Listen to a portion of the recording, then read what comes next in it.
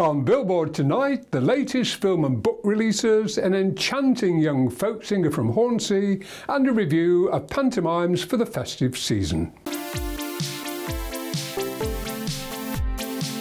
Good evening and welcome to this Christmas edition of Billboard with me, Ted Stanley, for a roundup of festive theatre, music, art and literature across the Humber region. Theatres on both sides of the Humber are donning the tinsel and switching on the fairy lights for traditional pantomime and seasonal shows. But for Dickens with a difference, Hull Truck Theatre have Oliver with a twist. Tony Barker went to find out more. I agreed to play two parts. There's actually several. As is everybody else in the production, it's everyone's multi-rolling. So it's very much an ensemble show. So obviously I'm playing Bill Sykes, that's my sort of main part I'm playing, but then there's lots of different roles that everyone's sort of rolling their sleeves up and mucking in. So it's very much an ensemble show. Yeah. So it's... As you muck in, Bill Sykes at the officer though, especially Bill Sykes, not a nice man. No, Bill's not. I mean, it's hard to sort of find any positives really for Bill. But you know, most actors relish that sort of challenge. You know, if you read the novel, Dickens has created a monster, really. So it's the challenge with this production is to probably find the lighter shades to Bill. You know, it is a family show after all. Oliver Twist is at the Hull Truck Theatre until Saturday the 5th of January. Tickets are available from the theatre box office. Now with more festive fun from our Panto Roundup, actress, radio presenter and one of the busy bees at the Business Hive, Jo Taylor. Yes, I know she's behind me. Looking good, Jo? Thank you, Ted, I know. I understand our old friend Bernie Clifton's in a pantomime this year. He certainly is, Ted. Bernie's starring as the financially challenged Baron Hardup in Cinderella, with Anita Dobson as the wicked stepmother at the Hull Truck Theatre until the 30th of December. And if you can't get enough of the famous Rags to Riches tale, Parkway Cinema in Cleethorpes will be showing Tony Pearce's production of Cinderella until Tuesday, the 1st of January. And at the Embassy Theatre in Skegness, Magna Vitae Productions promise a pantomime spectacular for all ages until Friday the 28th of December. Dame Annie Fanny returns to Scunthorpe for a fabulous production of Jack of the Beanstalk at the Scunthorpe Baths Hall until the 31st of December. And if you want to keep the Christmas spirit going just that little bit longer, Louth's Riverhead Theatre are prolonging the festivities into next year with Jack and the Beanstalk running from the 11th of January right the way through to the 20th of January. At Grimsby Auditorium, you can enjoy Beauty and the Beast until Saturday 29th of December, which promises to be jam-packed with panto antics, heroic deeds, glittering costumes, crazy comedy and dazzling special effects. And for a really alternative Beauty and the Beast, Middle Child Theatre returns to Jubilee Church in Hull with a rock and roll take on this classic fairy tale.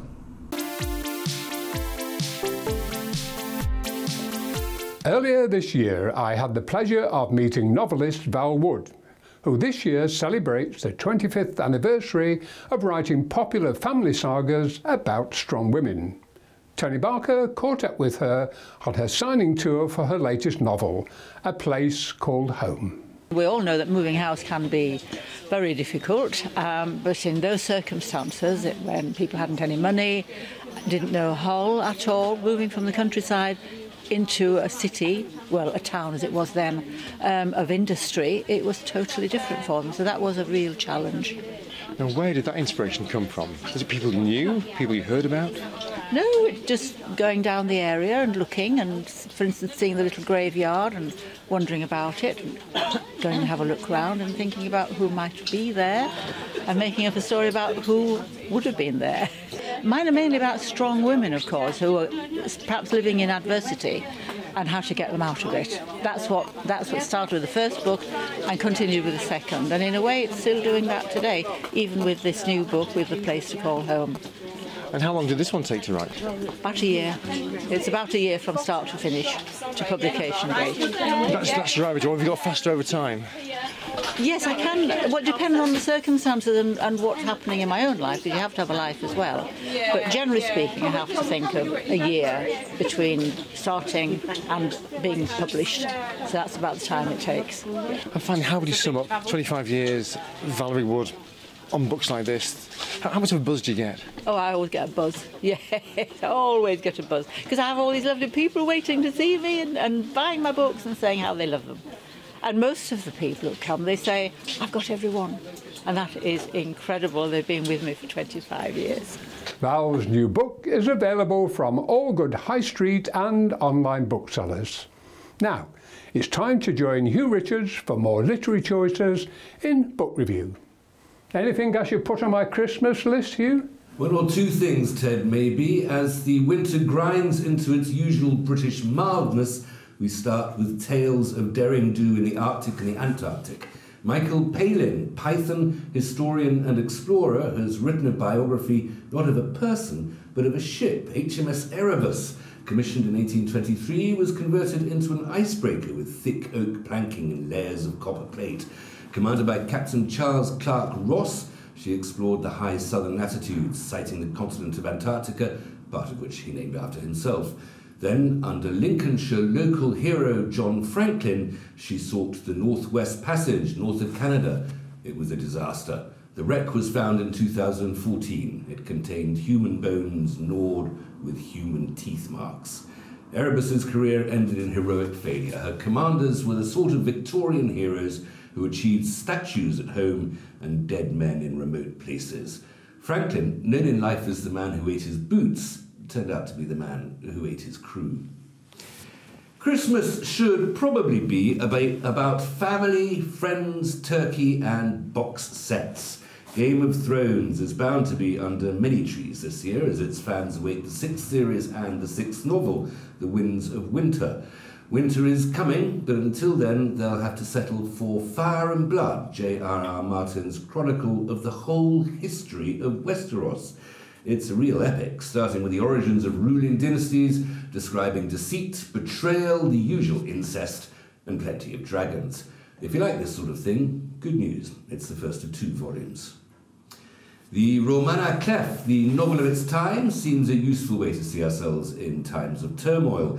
Jonathan Coe's Middle England is a clear, funny representation of a Britain dealing with her recent history of financial collapse, coalition, riots and Brexit. Everybody knows somebody reflected by Coe's gallery of exasperating, likeable characters. They're largely drawn from Coe's 2001 novel The Rotters Club. Fans of his previous work will already know how accurately and usually gently he can encapsulate the mood of a nation. Finally, poetry, and unusually for Christmas, religion. Anne Rowe is the obituaries editor at The Economist, known for biographies of Shelley, Pontius Pilate, and the Greek god Orpheus. Now she's turned to St. Francis of Assisi, founder of the Franciscans and famous avian conversationalist. Brilliantly, beautifully, she's chosen to write in verse.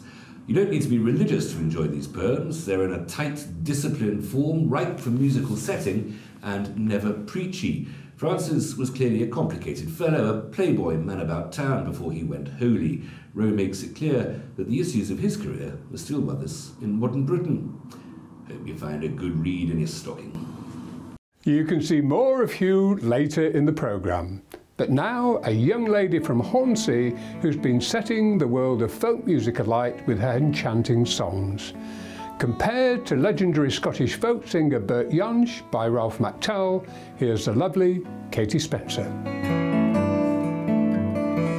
Catch a boat to England, darling, maybe to Spain, wherever I... Katie, welcome to Billboard. Nice to see you. Thanks for having me. And you're a Yorkshire-based singer-songwriter. Yes. Who's suddenly become quite famous with amazing reviews from people like Ralph McTell. Right, has it gone to your head, or are you still grounded in your Yorkshire roots? I love Yorkshire. I've always lived in Yorkshire, you know, I've grown up there obviously. And I think all my songs are kind of about people or places, and all of those kind of incidents are from Yorkshire, so you know, I just recently moved to the seaside, so that's been a big influence. When I first started playing, I guess it was kind of just generally live music. That's what made me pick up a guitar. I'd always kind of gone to festivals with my parents from being, you know, tiny. And I think, you know, I just kind of looked at people playing on stage and thought, man, they seem to be having a really good time. I'll try that out. I ain't sleeping, oh, you know, hey, you're gonna find me crying. But in terms of like people influences, John Martin would be a big one. He's my main man, and Laura Marling in the early days, yeah. So when did you first sort of pick up a guitar and start to play? I can remember the date. It was it was Boxing Day, 2012. So wow. Yeah, getting on for 6 years now. Right. Yeah. Oh gosh. So your first album, mini album, and Good Morning Sky is the title track from that. Yes. Yeah. What was the inspiration for that? I had a friend who I met him in Hull at a gig one day, and he seemed a really kind of unique character, and he was just kind of hiding in the shadows at this gig. And we ended up having a chat at the end, and he ended up, it turned out that he lives in a big transit van, and he travelled the world in this transit van. So I guess it's kind of about him, because you never quite know when you're going to see him again. So it's kind of, you know, about the time we spent together in Yorkshire and going to places like Whitby and things. And we're drinking the same water all the while. Never mind, I just know that you're thinking. Great. So did the Sherpa sessions come out of that? Yeah, they're very, very similar cool people. The Crooked Weather are a band from Hull, and they have this big old Sherpa van, and they decided that it'd be a good idea to film a bunch of Hull artists in the back of this van playing songs. Great. And yeah, it was great fun. Yeah. You're working on a new album at the moment. Tell me about that. Yeah, I'm recording it in Newark with a guy called Spencer Cousins, who is a big influence of mine, in fact. So it's a great pleasure to be working with him, and I'm doing a 10-track album which will be released on the 1st of March 2019.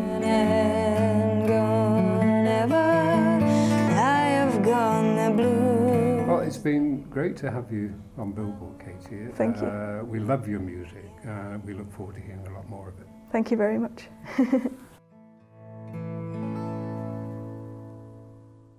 After the break, Freddie Mercury and Mary Poppins in film review.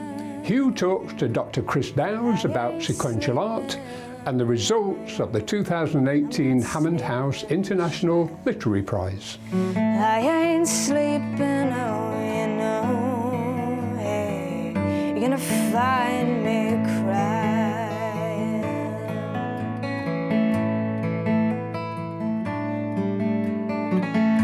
To another city, darling, to another town, wherever I have been, ever I've been and gone, ever I have gone, the blues, they follow me down. You can keep up to date with the latest entertainment news on our Facebook page, and to make sure you don't miss any of our programmes, go to www.billboardtv.uk, select TV channel and click subscribe.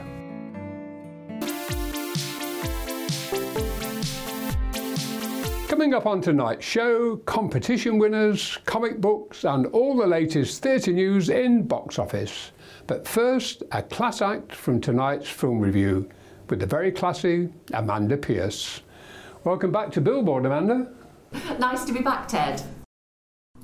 On film review tonight, one of the great athletic feats of any kind ever.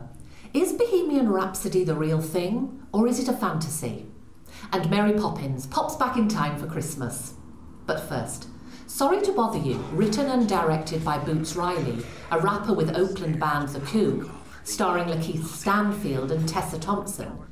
This anti-capitalist caper is set in an alternative version of Oakland City, where people will sell their souls to ascend the corporate ladder.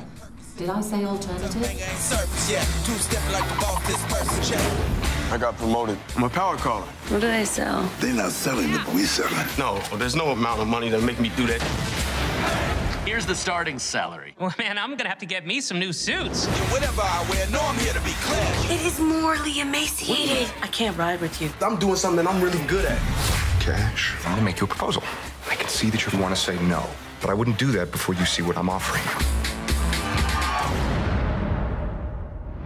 Cash, you are awesome. My first favourite tonight is Bohemian Rhapsody, a pick and mix of musical process, meetings, interviews, parties and concerts that charts the extraordinary life of Freddie Mercury. Rami Malek stars as the enigmatic frontman of Queen, and his performance punctuates the story with remarkable realism and energy. You need to slow down, Fred. I just need a bit of time. What if I don't have time?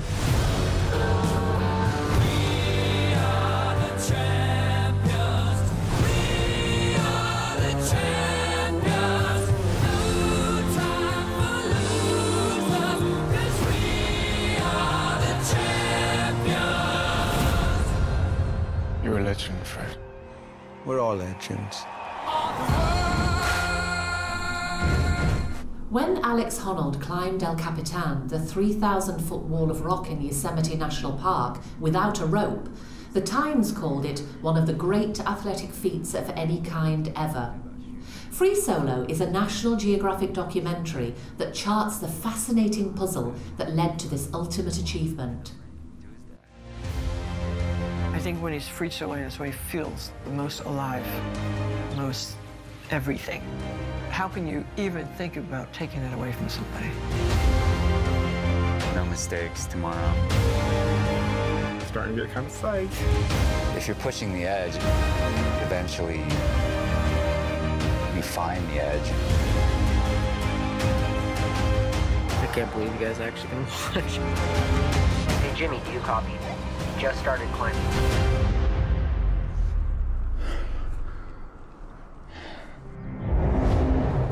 Our family film tonight, and my other favourite, is Mary Poppins Returns, and just in time for Christmas. Set in 1930s London and drawn from the wealth of material in P.L. Travers' additional 7 books, the star-studded cast includes Emily Blunt, Ben Whishaw, Emily Mortimer and Julie Walters, with Colin Firth and Meryl Streep providing supporting roles. Cameo appearances from Dick Van Dyke and Angela Lansbury complete this nostalgic journey.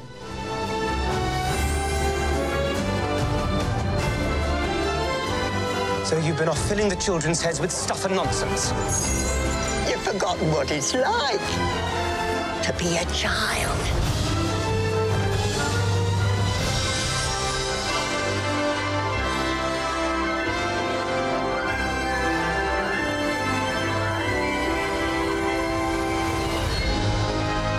Everything is possible. Even the impossible.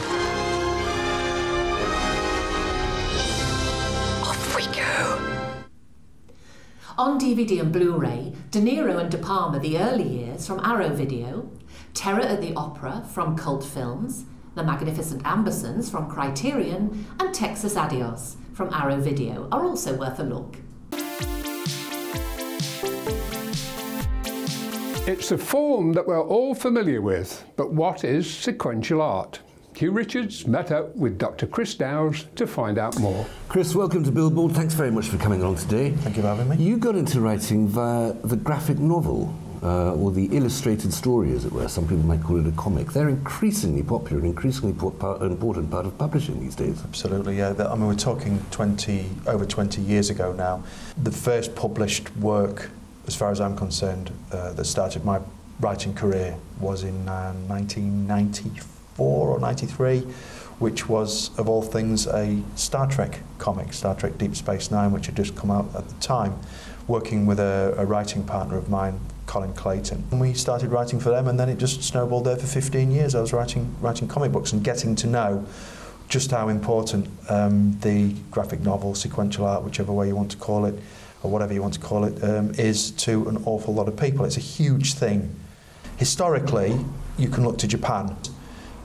Tales of Genji, which is like 11th or 12th century Japanese, that's when it's kind of recognised as beginning as an art form. Of course, the Japanese are huge lovers of the graphic art form. The other characteristic, apart from images and words, the other characteristic is that there always seem to be superpowers. No, absolutely not. No, that is a misconception about sequential art. Everybody thinks it's just all pow, kablam, pow. It's just not. If you go to pretty much any supermarket in France, for instance, you walk in, there'll be a rack of books, there'll be comic books for sale. They're not called comic books, they're called books. You haven't been making comic books for a while now. What have you been writing recently? I have gone the route of a lot of comic book writers into prose. I've gone into working for Games Workshop for Warhammer 40k in particular. Not everybody will know what Warhammer is. It's an acquired taste. It is an acquired taste. It's a recession-proof, fantasy-based tabletop gaming system which also has a major publishing arm in the Black Library. That's the name of their publishing arm. I've enjoyed very much working for them for 6 years now. I've written my own historical novel as well. Yeah, I was going to ask about that because that's now available to buy in hard copy. It is, yeah, print on demand, that's right, yeah, with Amazon. Just mention the name of that novel. Locomotive with a K, yeah. It's a Second World War novel, that's right, yeah, on Amazon, yeah. You're also teaching writing. Now, that's always, we all think that we can write, or hope that everybody can write when they leave school. That's, you know, in terms of knowing 26 different letters. Can you teach somebody to write who just doesn't have any talent as a writer? No. When I interview students or I talk to them on open days, I just point blankly tell them there's two things I cannot do for you. I cannot guarantee you'll ever get published, and I cannot make you a creative person. But what I can do is show you how professionals approach prose writing, how the industry works, so on and so forth, because I've been involved in it for so long, for good and bad, warts and all, because it is a fairly warty old way to try and earn a living. But no, you can't make somebody creative who isn't creative, and I don't give them the ideas. I generally steal the ideas from them, to be honest with you, when they're very good. Out now, Locomotive, you've already mentioned, available through the internet, and the titles of the latest Warhammer work? The latest audio drama I've got out is called Titan's Bane, which came out in June this year. People just need to put Warhammer. Just go to Warhammer Titan's Bane or even Chris Dows Titan's Bane, and it should come up, quite frankly. Yeah. Chris, thanks very much for coming along. You're very welcome. Thank you. Now for the long-awaited winners of the Hammond House International Literary Prize for 2018.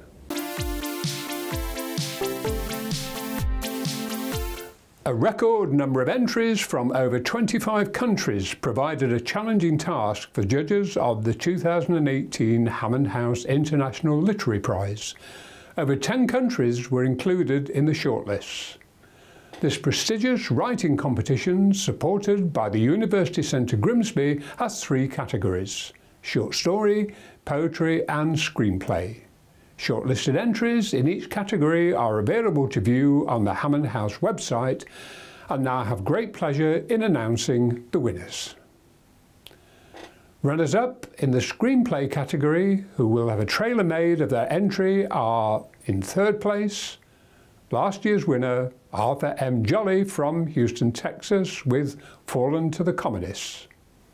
In 2nd place, Another Generation by Camille Hatcher from London. And this year's winner, who will have their screenplay made into a short film and submitted to the Aesthetica Film Festival, is Sarah Crockford from Kent with The Bargain. In the poetry category, the 3rd place was taken by Stacey George from Cornwall with Indigo.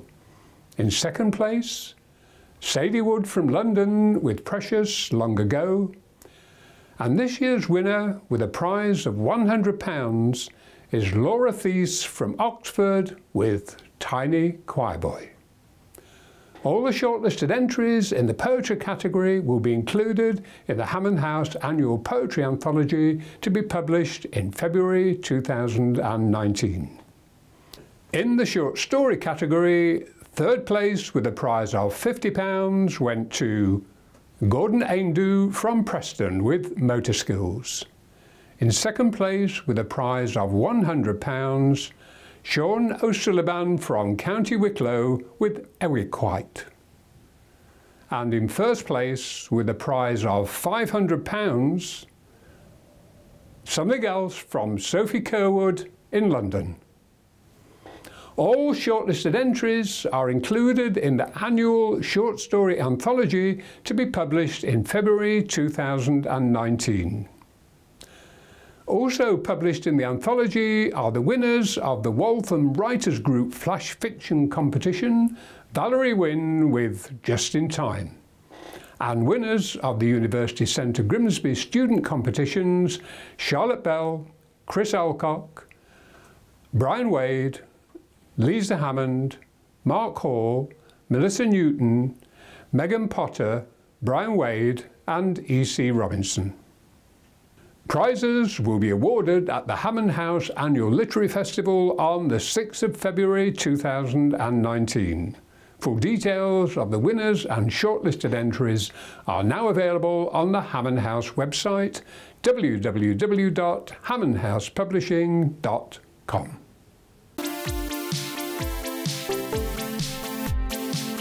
You can subscribe for updates on the annual Literary Festival and Awards ceremony at the Hammond House website.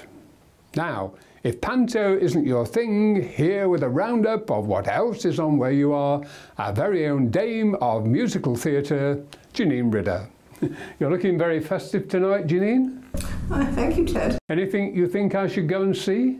Well, there's a tinsel-filled treat in store for children under 7 and their families with the Ugly Duckling Christmas Special, and you can experience Dickens with a Difference in a festive adaptation of Oliver Twist, full of Christmas cheer and festive sparkle. Both are on at Hull Truck Theatre until the 5th of January. At Beverley's East Riding Theatre, Sue Wilsey explores the content, form and structure of writing in bare bones on Wednesday the 12th of December. And a special treat for all the family with David Wood's classic play, Goodnight Mr. Tom, which runs until the 6th of January. If you enjoy traditional Christmas carols, the Grimsby Philharmonic Orchestra will be joined by percussionist Janet Fulton for Christmas with Bells at the Grimsby Central Hall on Tuesday, the 15th of November. Or you can also enjoy Carols by Candlelight in a classical concert at Hull New Theatre on Friday, the 21st of December. But if you prefer something a little more rock and roll, the Roy Wood Band entertain you on Thursday, the 13th of December.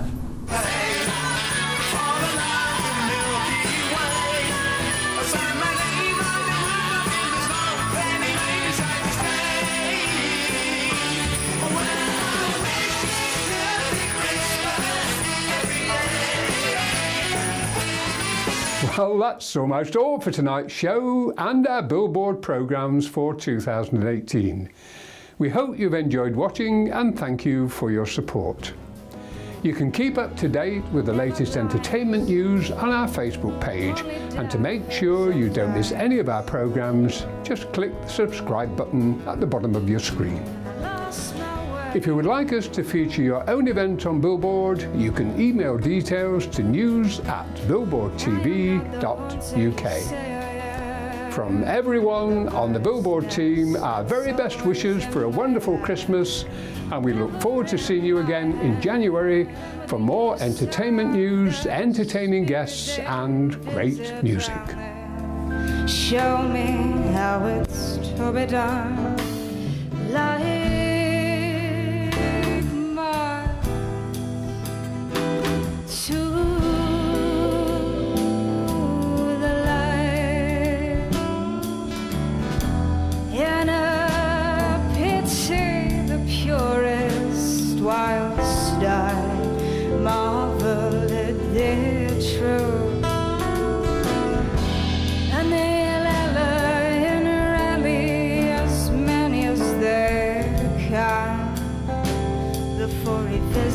again, and the frown as I drink my of sour wine and look to the earth once again. Life